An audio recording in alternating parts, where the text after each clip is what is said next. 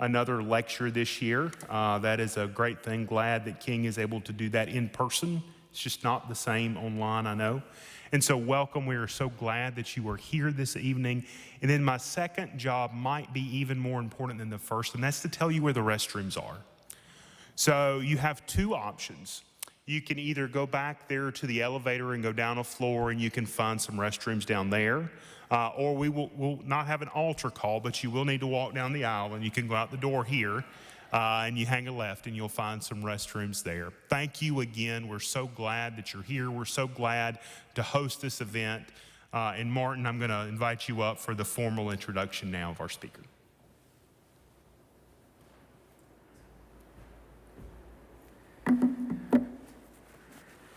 Well, it's good to have many people out tonight on a Monday after a pretty wild weekend for some of us at Rhythm and Roots, and also, unfortunately, unbeknownst to me, competing with a program on Charles Spurgeon Johnson for the Bristol Historical Association tonight, which I wish them well in because it's an important moment for Bristol as well. But I'm glad you're here, and I'm glad we have Vince with us for the marking of another important moment. This year's theme for the King Institute, Listen to Your Life, suggests for us the listening to ourselves and our own lives, but also to the lives of others. And as we looked through options for how to schedule this year, the 9/11 anniversary stood out as an opportunity to reflect on that.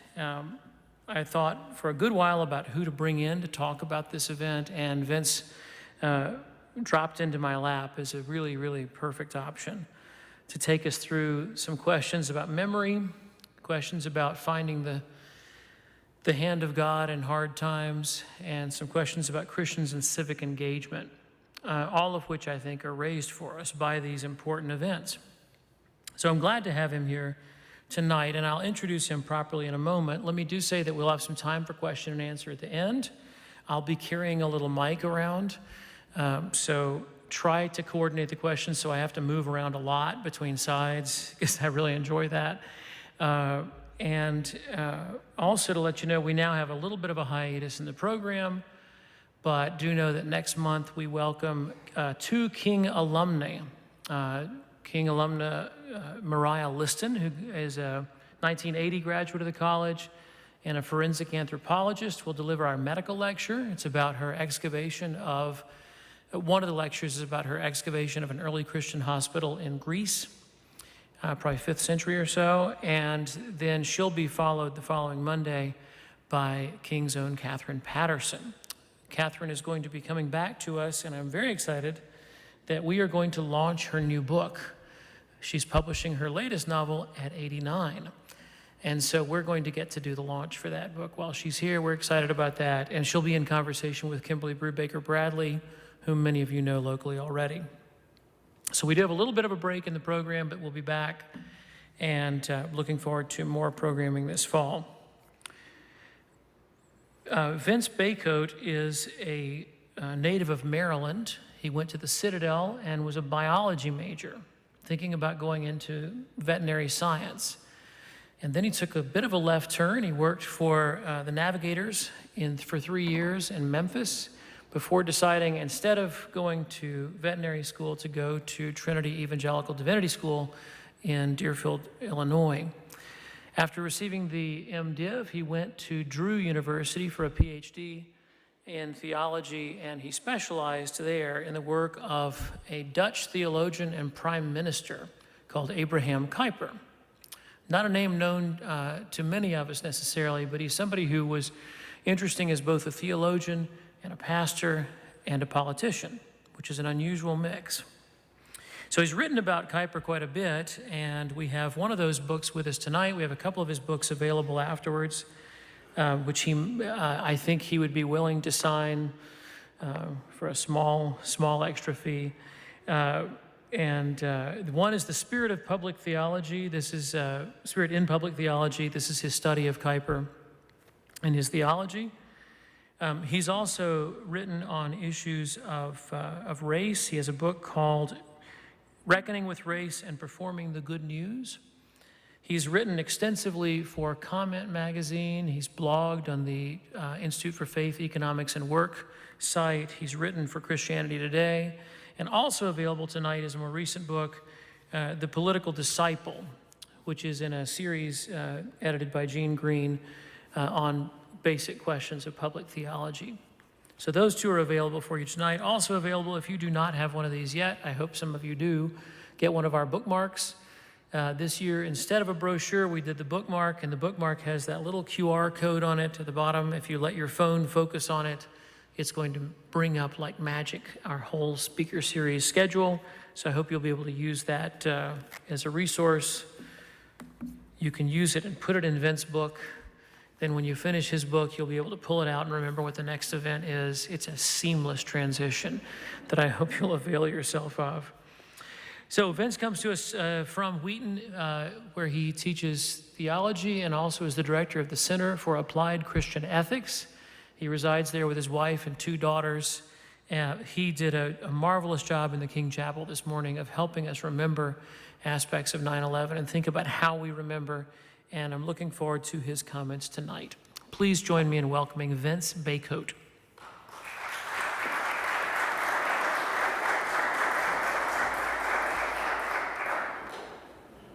Good evening. It's been great to visit Bristol and to do my obligatory standing in the middle of the street, and being in 2 states at once. You know, it's an experience that, one must have if you haven't had it before. I'm sure you've all had it, but I have not, so I availed myself of that. Of course, I looked left and looked right before I did this, and made sure that there was no one coming anywhere near me when I did that. So I've really had a great time being here. And tonight, some overlap with what I talked about earlier, but the big emphasis I want to have tonight is on the theme of loving all of our neighbors.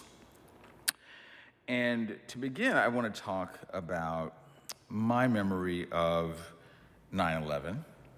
Like many of you, I remember exactly where I was. I walked out to my car to go to school at Wheaton just like any other day, and then I turned on the radio, and I remember hearing Peter Jennings' voice on the radio. And I was like, why am I hearing like a broadcast on the radio with Peter Jennings' voice? I thought, well, that's kind of strange. He's talking about something, but I don't quite understand what's going on. And then, I started changing different radio stations, and nobody was playing music. Everybody was covering it. And I remember, I still didn't quite know what was going on. And then eventually I began to get the idea that something had happened, something catastrophic had happened in New York. And by the time I got to campus, I had heard that, I think by then there was a second plane that had hit one of the towers, and then hearing about the Pentagon, and then of course eventually hearing about the plane that wound up going into the ground. And again, we later learned because of a passenger revolt.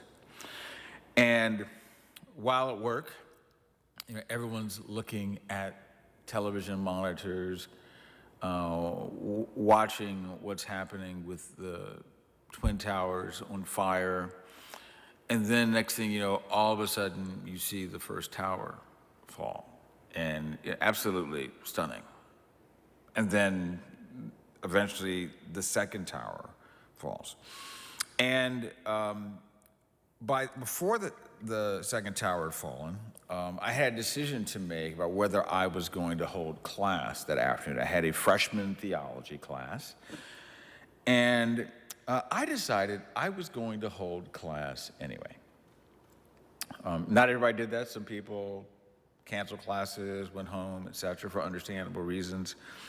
I decided to hold class because, one, it was a course called Theology and Culture, and 2, because, as I explained to them, I wanted them to be thinking about how they as Christians should be contending with something like this. So I just wanted to take the time to reflect with them a little bit about that. So I remember that very well. It's hard to get it out of our minds. I also remember that an interesting thing occurred in the wake of those events. We had, for about a minute, I'd like to say, a kind of national unity. Perhaps some of you remember Al Gore saying about George W. Bush, George W. Bush is my president. Because being with him in his response. Of course, it wasn't that long after a certain court decision related to, why Gore lost and Bush won. So the fact that he said that was a tremendous thing. And of course, there was a lot that was happening with people coming together, public events, lots of public events with American flags and stoking our national identity and remembering, and also beginning to think about what we were going to do in response to all of this. And of course, that national response led to eventually the war in Iraq and in a more expansive way, what has been called the war on terror. And of course, if you're having a war on terror requires adversaries. It requires other people. It requires people that you are going after because they are trying to be hostile to you and you want to bring that to justice. And of course, what wars do in general is that they create a perspective about other human beings. The perspective that it creates about other human beings is that they are regarded as anything but our neighbors. I don't think that anybody was thinking about anyone associated with the actions, the terroristic actions against us as humans that were also our neighbors. And unfortunately, some of you may remember, the intensity of response, while rightly saying things like, we want to be a country that, where these colors don't run, etc. The problem was that some people began to perceive anybody that they thought looked like a Muslim was a problem. Even people that aren't Muslims, like Sikhs, for example, began to be people that were having experiences where the perception was, you don't quite look like you're one of us. You don't look like you quite belong. What is it with you in this turban anyway? And those types of responses also emerged out of 9/11. And the thing is that since that time and onward, and arguably in the last 10 years, we have been faced with even greater challenges to love our neighbors near and far. And so I wanted us to think a little bit tonight about the question of how are we contending with the fact that if you're a Christian, you have this command to love your neighbor as yourself, yet we live in a time at this moment where we have just a little bit of division in the United States of America between people that even look like each other. We have division, much less xenophobic situations where someone, because they don't quite look like me, there's some kind of other, and it's hard to label them as a neighbor. How do we address this? Well, to address this, I've sort of already suggested, but I want to make it clear. To address this challenge, I think to address this challenge, we need to do it from the lens of what we believe as Christians. Now, someone asked me earlier today, it's a fair question. Okay, great, you say you want us to do this through the lens of Christian belief. Well, that's nice. Did you survey everybody in this room to see if whatever beliefs you're going to talk about, that those beliefs are exactly the same beliefs that they have? So I want to set everybody's mind at ease about that question. Well, how are you going to do that? I'll tell you how. This is how. I'm going to go for, as I said in response to in this conversation earlier today, I'm going for a low-hanging fruit approach. I'm going for some basic things that, even with a spectrum about certain Christian beliefs, these things are pretty centrist. These things are commonly held. And I want us to think about how these commonly held things are like a lens through which we look at a world with all kinds of people in it, and how that lens can help us to actually love all of our neighbors. So, so I am not denying that people have differing interpretations of particular doctrines. Oh, yes, they do. They even have differing interpretations within the same denomination sometimes, or a lot of times, okay? But I think with what I'm talking about tonight, I think we can all be on the same page. Should you not think that we are on the same page, please, when the Q&A rolls around, raise your hand, and Martin will be happy to bring the mic to you, and I'm happy to work it out. So, the first thing that I think we have to do is address something that is a temptation for every kind of national identity. And it's basically what can happen in a very intense way when you are experiencing something like a 9/11. When you experience something like a 9/11, look at what they did to us. Now, it was an act of evil, no question about it. It was an act of aggression. Lots of people minding their own business thought they were taking flights to particular destinations. They never got there.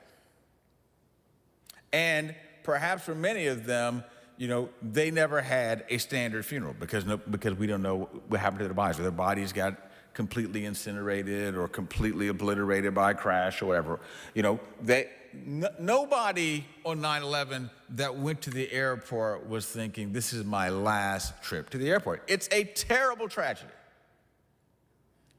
It's a horrible act perpetrated against us. Absolutely. And when those things happen and you think, how are you doing that to us? And of course, if you've been in the United States for at least a little while, you know that in the United States, largely when it comes to our record, when it comes to things like military campaigns, mostly we've been successful. Vietnam was kind of tricky. I'm not sure what we're going to call that one. And of course, you may be aware of a certain end of another military campaign that,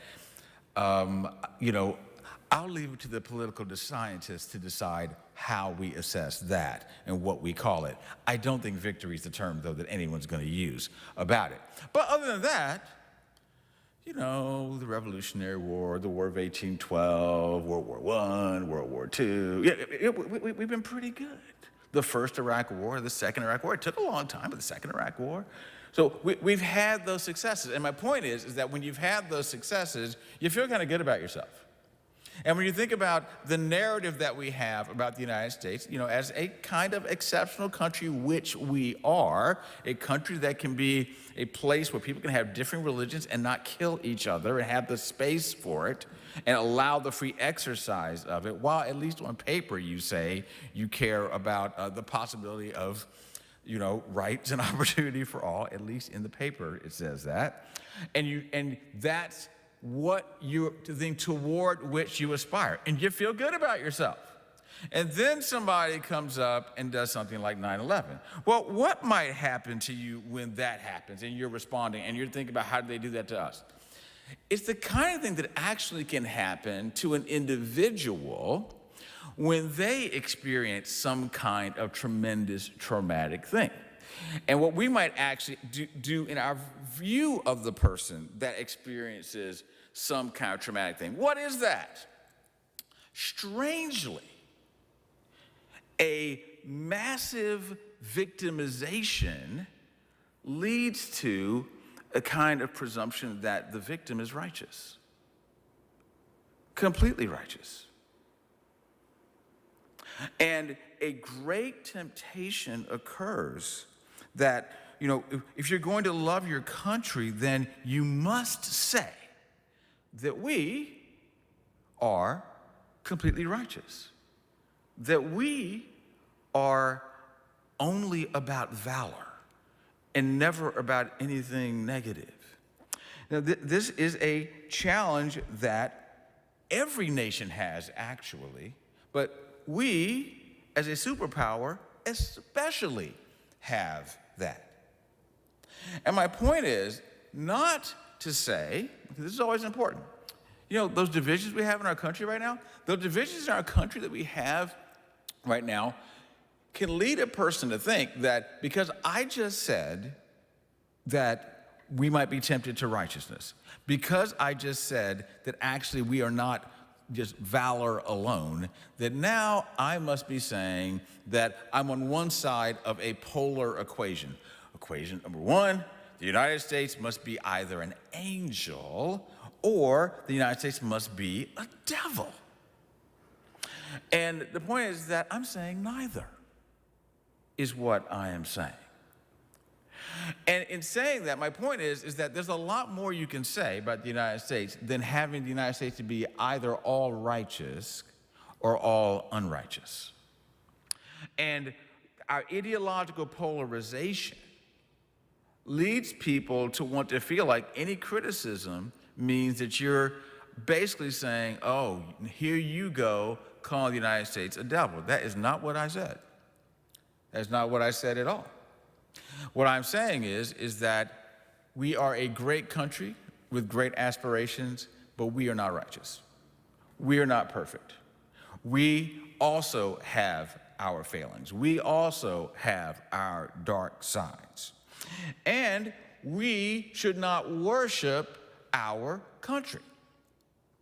Our country is great. I'm happy to say our country is great. I'm happy to say there's reasons why people want to come and immigrate to our country. I'm happy to say all of that. None of that means that we are a perfectly righteous nation. In fact, I think it's strange to call us a perfectly righteous nation if we actually don't only remember 9/11, but also remember things way before 9/11. If we remember most of the history of this country until the year I was born, 1965, where somebody with my pigmentation, by law, could just be discriminated against. And that's just the law of the land.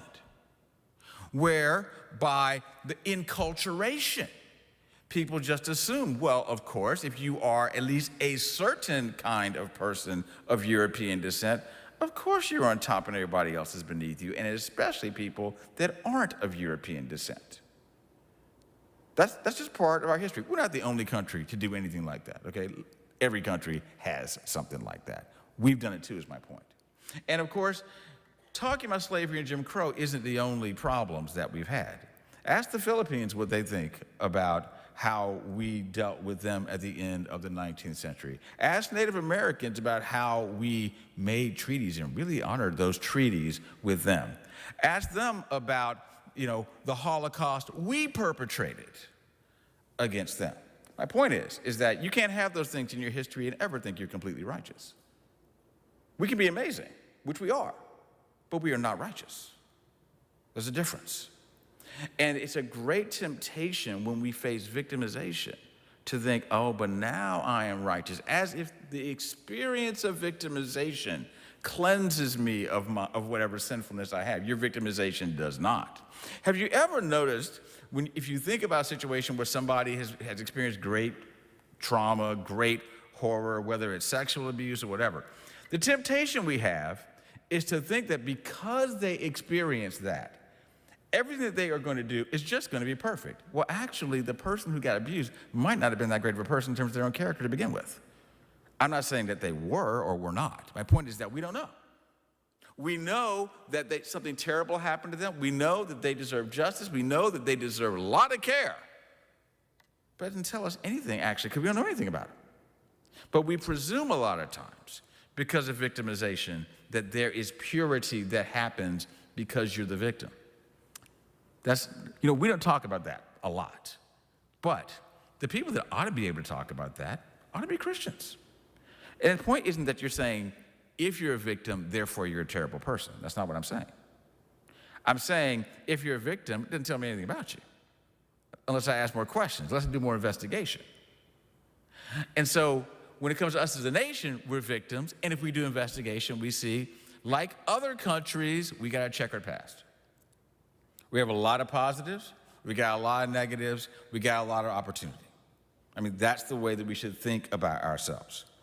And if you're finding yourself thinking, why are you like sweating the U.S. like this? Here's what I would love for us to do, is to recognize that you can be the most patriotic person in the world by being willing to love in a way that allows you to criticize your country.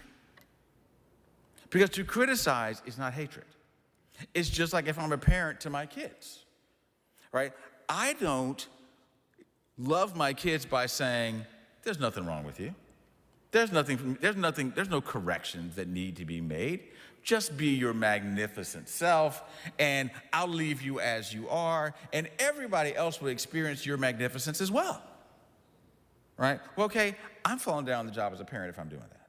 Similarly, as a citizen, in a country where at least we tell people in elementary school that any little boy and girl can one day grow up to be president of the United States. Now, obviously, really, it's a very, very small group of people that can do that because we're not even at number 50 yet. But we tell people that. The point is that if that's the country where we say that, and where anybody as a citizen can run for office, of all places, we ought to be the place that can say, we have great aspirations, but we need to do critiques so that we better live up to them.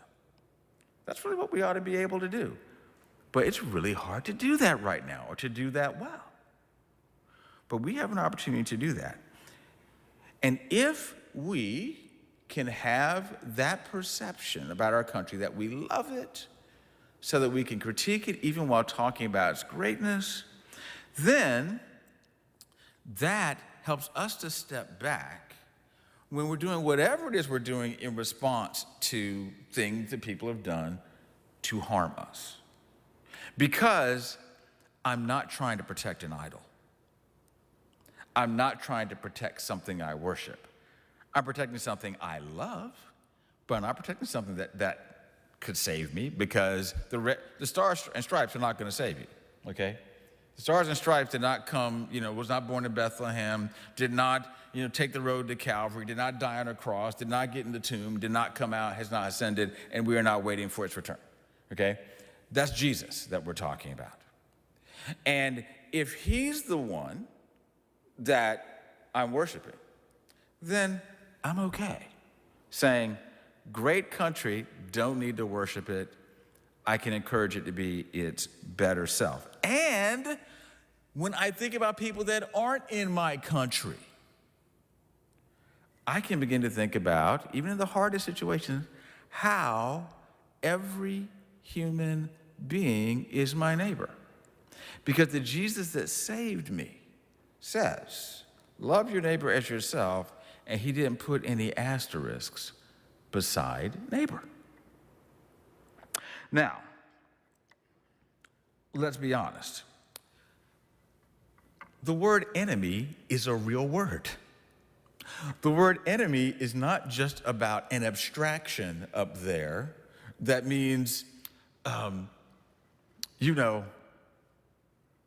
it's like a video game or something. It's in the world of fantasy. It's not. No, enemies are real. We know enemies are real. In fact, if I said, okay, think about enemies of the United States right now, maybe some of you are thinking, oh, Taliban might be what you're thinking about right now. Or there are a lot of others that you might be thinking about. And so let's admit it, that there are human beings who, whether to us or to people outside of us or outside of our country, they only seem to want to do evil. They only seem to want to do harm, or to do harm to things we love, or to harm to something other people love. Those people exist. Not a surprise, because we live in a world that is fallen. But here's the thing. We can admit that, but our admission of that does not mean that we're able to escape what Jesus asks us to do. Now, here's the way that one of the ways that Jesus can help us. There's two ways, but there's one way I want to say he can help us. One, by this parable about the Good Samaritan. Let's think about the Good Samaritan for a moment. So, a man gets robbed, he's laying in a ditch, the priest and the Levite go by. Now, you know what's a fair thing to say before we heap abuse on the priest and the Levite for supposedly being, like, of all people, the people that ought to be helping, and they didn't? It's entirely possible that they saw him and they sped up because they wondered if they were going to get robbed. It's possible. They could have been nervous about whether there were some intruders in a bush somewhere that were going to jump out and put them in a bush too, put them in the ditch too. So that's possible.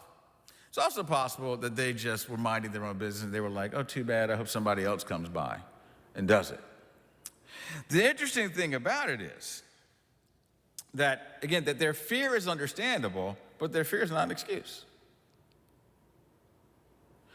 And of course, who winds up being the neighbor to the man? And the man, based on the way Jesus is telling us the story, the man is himself a Jew who's in the ditch. It's one of them, a Samaritan. And as you know, the Samaritans and the Jews did not exactly spend a lot of time getting coffee together. Right? They didn't have the most cordial relationship. Yet, who is the one that attends to this man, right? Someone that they might think of, if not as an enemy, at least as somebody that is not the kind of person we hang around. Is not the kind of person we spend time with. And yet that is the person that Jesus says, who was the neighbor?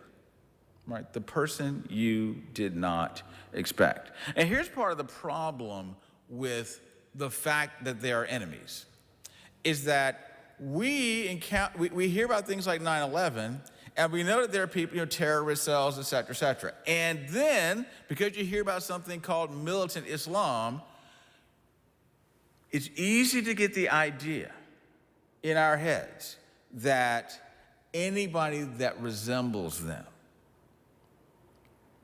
has the same ill intent, without ever asking them, well, what is your intent? What do you think? Who are you? Tell me about your family. Because, of course, actually, most Muslims are not out to get us. Most Muslims are not terrorists, right? I mean, that's just the way that it is. And now, open parenthesis, somebody might say, but I've read the Quran and I see some things in the Quran where if you really read it, you must have to do certain things that are violent. That's interesting because, I've read the Bible and there are people who read about the conquest and think, oh, so you Christians think that you can just go like invade wherever you want and destroy whatever you want. And we go, no, that's not how it is. And we want that person to let us tell them what the interpretation is. Similarly, I'm going to let the Muslim tell me what's going on with that interpretation of the Quran, rather than me saying, I know what your book says. It's like, really? Am I sure about that? Have I studied it that much? My point is that I can't presume that because there are certain groups of people that do evil, that everybody that has a physical resemblance to them, or what I think is a physical resemblance to them, is therefore the exact same kind of person. But it's so easy for us to do. So easy for us to do. And when that happens, of course, all of those things do what? That alters our perception. And we're not thinking about that person as a human being, made in the image of God. And just the fact that they're a human being, made in the image of God, means that they get the tag neighbor. And so there, I'm talking about the people that may seem to resemble the enemy and treating them right. But then what about the actual enemy themselves? Well, Jesus seemed to have something to say about that too. He said to do what? To love your enemies. To pray for those that seek ill for you. And Paul echoes this, right? He says, do good to those that hate you. We, no matter what they are doing, no matter what their intent is, we are told by Jesus, and it's echoed by Paul, that we are to regard them as neighbors no matter what their intent is. Now that's hard. That's hard. That's hard. But there's no escape if we're going to take Jesus seriously. Right? Because Jesus doesn't say, well, actually, here's the one qualification. If you find that, I'm happy to hear about that during the Q&A, because I don't think we can find it. So, yes, enemies are real. No, that's not an excuse to not regard them as the neighbor.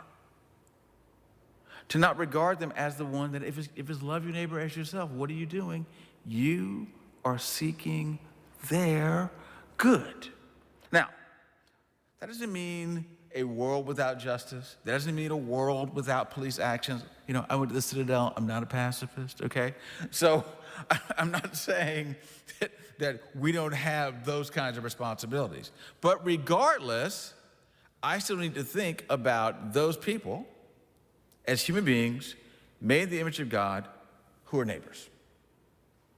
And it is my command from the one that saved me that, just as he said to the people who are crucifying him, forgive them, they don't know what they're doing.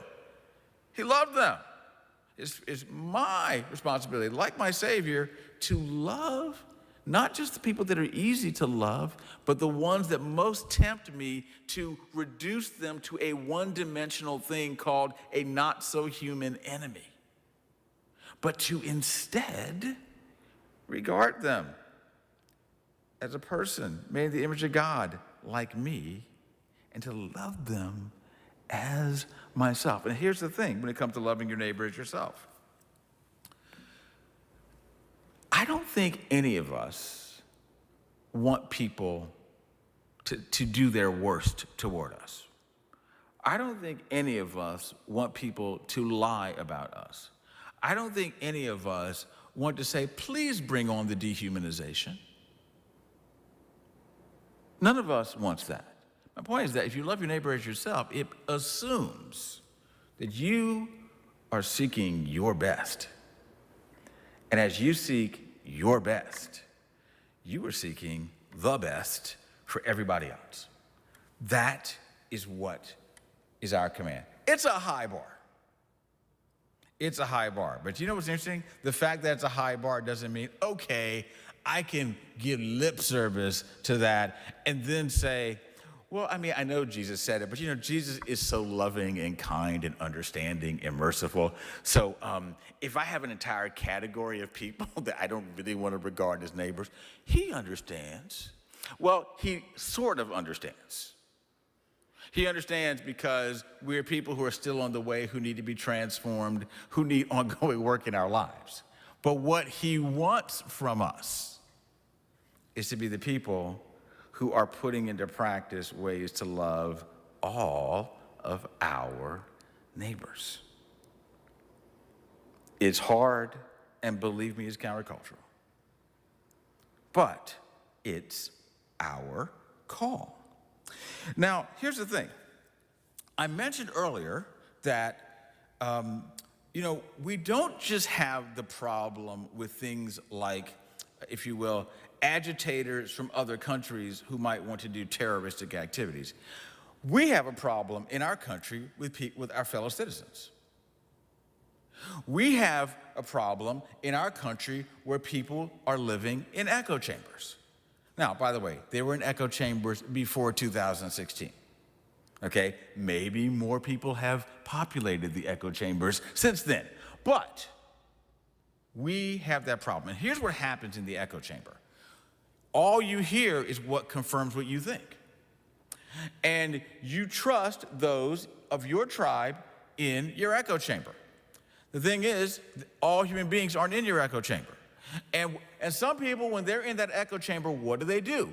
Well, they strangely come to the conclusion that because they see the world perfectly in their echo chamber, and everything around them validates what they are seeing and hearing in their echo chamber, they have a right to hold in contempt anybody else who's not in their echo chamber. Here's the thing. If you are a Christian, no, you don't, because your echo chamber did not save you. Your echo chamber does give people what? Easy ways to understand a world full of all kinds of media and all kinds of confusion and all kinds of uncertainty.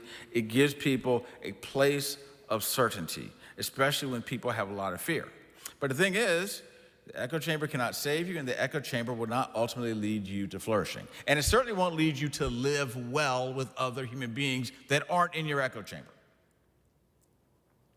I believe that if we recognize the power of loving every human being as a neighbor, that if we really are taking that as not an interesting idea, that Jesus, he had lots of high ideals, and he didn't really mean for us to do anything about it except to say, oh, that's really nice that you said that, Jesus.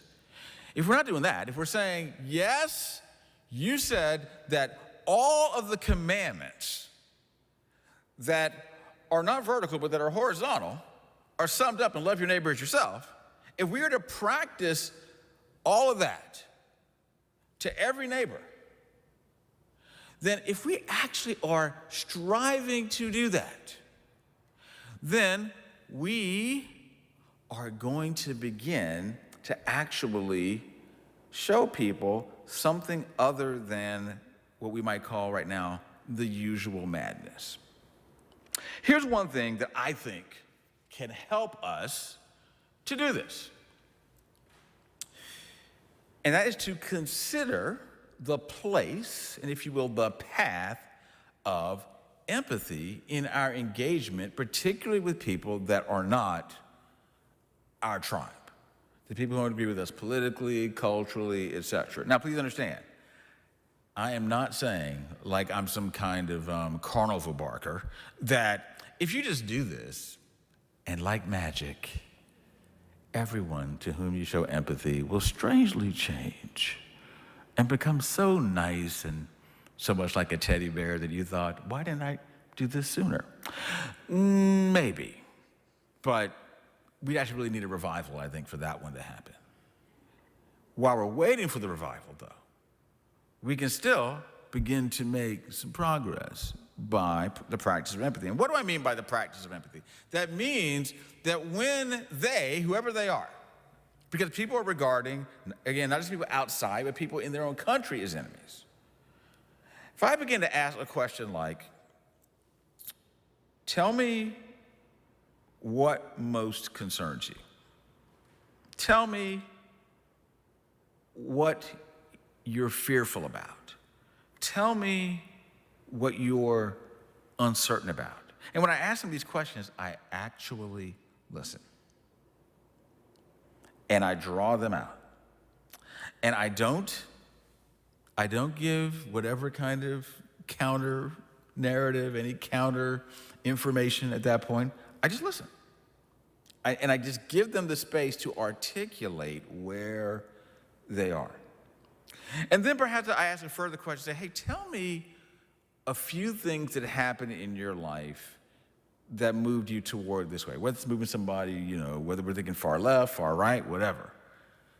What are the things that were decisive for you? Did something happen in your family? Did something happen to you? Is there something you read that really raised an alarm for you? The point is, I'm trying to find out from them just what's going on. Just like if someone wanted to actually really know what I thought, are they going to take the time to actually find out how I got to where I am? That'd be an amazing thing. Because otherwise, an interesting thing I think happens is We're in such a time of intensity, such a time of fear, that it's so easy for us to just assume that we know what they think, whoever they are. Or we know because we know about somebody's Twitter profile what they think. When really what you know is the curated version of themselves that they present in social media, if we're talking about the Twitter profile, for example. Which means you know very, very little about that person. You know what they choose to say and whatever that persona is. You don't know what they're like around their family. You don't know most of their history. You don't know what their suffering is. You don't know what their vexations are. You don't know what their questions are, et cetera, et cetera. But it's easy for us to just think we know so much about each other because of little representations. If we're going to know more about them, engagements where we're practicing empathy, I think, can help us to begin to know better those who we might think are in tension with us. Please understand, the point is not with this approach winning them over in terms of winning them to my side or your side. Now, maybe you'll get to that point in some kind of conversation eventually where you can have a thoughtful, legitimate dialogue or that type of thing. But before you even get to thinking about that, just empathizing is saying, let's just be human beings together. Let's remember that we are sons and daughters, brothers and sisters, that we all come from somewhere, that we've all got stories in our background. The chances are we've all got great pains that have happened in our lives. We've got great hopes about what we'd like to have happen in our lives, and we want to spend some time together seeing what those things are. It can help us understand each other better. Imagine if that was what Bristol was known for. If somebody said, okay, I've learned this today. Well, which Bristol are you talking about? You said you were standing on the street today between, the state line. Let's go with both. Let's go with that. So if Bristol, Virginia, and Bristol, Tennessee were known for being the place where people decided to take the time to practice empathy with each other and just to get to really know each other. And to say, even if you think somebody's politics are wacky, you actually began to get to know about their life, which might help you understand why what you perceive to be wacky might make more sense. Doesn't mean you have to agree with it, but it might make sense. And they are doing this work of humanizing each other. They're doing this work of saying, even if we will never agree about certain things, what we will agree on is to absolutely treat each other like we really see each other as human beings. And that, one of the things that we do to get away, to make sure that it happens is we often have conversations with certain ground rules where we agree not to talk about certain things. And we talk about a lot of other things. And you know what can happen when you do that? You might discover that the person who's really different from you politically is really like your bestie on a lot of other stuff. And you're thinking, I never would have imagined this happened. But you can't know if you don't practice the engagement. Now, please understand, what I did not say was, so here is your assignment. I'm going back to Wheaton, but your assignment in Bristol is find the most difficult person you can imaginable. And then say, let's get coffee. And then let's see if that empathy strategy you're talking about will work. Please don't do that. Instead, let's, just like I said, low-hanging fruit about just like basic beliefs, right? Like, a basic belief like love your neighbor as yourself. A basic belief that like Jesus is our Savior, right? Same way, just start with something basic like a person I know that voted differently from me. But there are other things where we actually kind of get along. But it kind of bothers me that they voted differently for me. Okay. So there's maybe a little bit of difference in the echo chamber type of thing. And you just get together and just be human together for a while. I think if there was a revolution of people just being human together, and at least if that started in the church, if nowhere else. Well, for one thing, the reputation of Christianity would be very different, because the reputation of Christianity in the United States right now is not the people that are leading the way in terms of compassion and empathy and imagination and seeking ways to seek the good of every person imaginable. That is not the reputation of Christianity. A lot of the history of the church, it's done that. It's still doing that. But there's ways that we can do it better amid this division. And part of that is by learning to be human together. Learning to say, oh, you are my neighbor.